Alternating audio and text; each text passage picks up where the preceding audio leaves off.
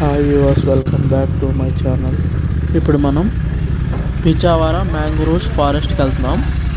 ఇక్కడ litre petrol 95 rupees, అందుకని full tank చేయించుకుంటున్నాము. అందుకే బంక్ వచ్చాము. కొంతమంది చెప్పేది ఏంటంటే పవర్ పెట్రోల్ కొట్టిస్తే మంచిది అంటారు, కానీ పెద్ద వేరియేషన్ ఏమి ఉండదు. పవర్ పెట్రోల్ అను HP 95 పెట్రోల్స్ ఉంటాయి, అవి క్వాలిటీ పెట్రోల్స్. అవి స్పోర్ట్స్ బైక్స్కి అయితే మన ఇంటర్సెప్టర్కి అంత అవసరం లేదు, కానీ అది టాప్ క్వాలిటీ పెట్రోల్ కాబట్టి కొంచెం వేరియేషన్ ఉండిద్ది. కిలోమీటర్స్ కొంచెం ఎక్కువ వచ్చింది. నేను ఒకసారి కొట్టించి అబ్జర్వ్ చేశాను, ఎక్కువే వచ్చింది.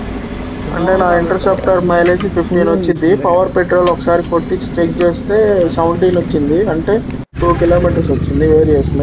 అంటే మనకి ఎక్కువ అవైలబుల్ మామూలు పెట్రోలే కాబట్టి అందుకని ఇంకా అట్లా అలవాటు అయిపోయి మామూలు పెట్రోలే కొట్టిస్తున్నాను. 2 ఇయర్స్ నుండి పవర్ పెట్రోల్ కొట్టించట్లేదు. ఇప్పుడు మనం పిచావరా మ్యాంగ్రోవ్స్ ఫారెస్ట్కి వెళ్తున్నాం. అందరికీ తెలిసిన పేరు మ్యాంగ్రోవ్స్ ఫారెస్ట్, కానీ దాని full name Pichavaram mangroves forest.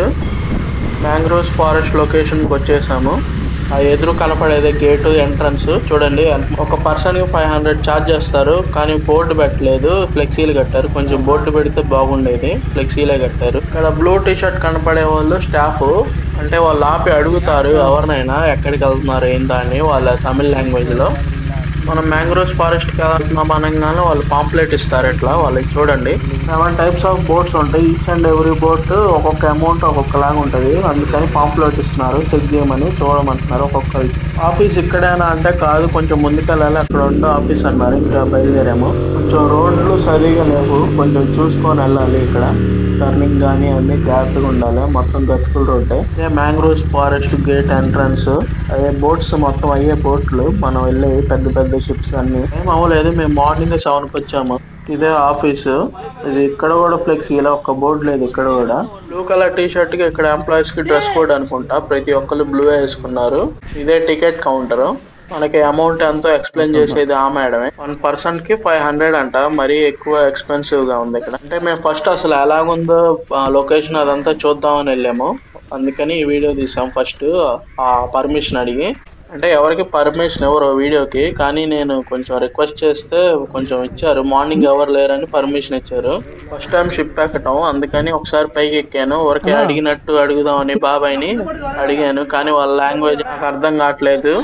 Employees వాళ్ళు ఏదో నేను అడిగానని ఏదో మాట్లాడుకుంటున్నారు వాళ్ళ లాంగ్వేజ్ లో. ఆఫీస్ ఎంట్రన్స్ లోనే ఉందన్నారు. రైట్ సైడ్ లో కనపడి సైకిల్ బోట్స్, ఆ ఎదురు కింద క్లీన్ చేసాయా మన బోట్స్. బోటింగ్ చేసామంటే వీడియో చూసేవాళ్ళు మీరు కూడా బోటింగ్ చేసినట్టే నాతో పాటు. దగ్గర నుండి చూపిస్తా చూడండి. ఎదురు తెడ్డాలు పట్టుకున్నాడు కదా, ఆయనే మన ట్రైనర్. ఆయన వీడియో తీస్తున్నారా అని అడుగుతున్నారు, ఇంకా అందుకని ఇంకా ఎక్కువ క్లాస్ చెప్తున్నారు. హెడ్ అనేది ఎలా యూస్ చేయాలో చెప్తున్నారు. నడపడానికి 4 స్టెప్స్ ఉంటాయి, ఫ్రంట్, బ్యాక్, లెఫ్ట్, రైట్.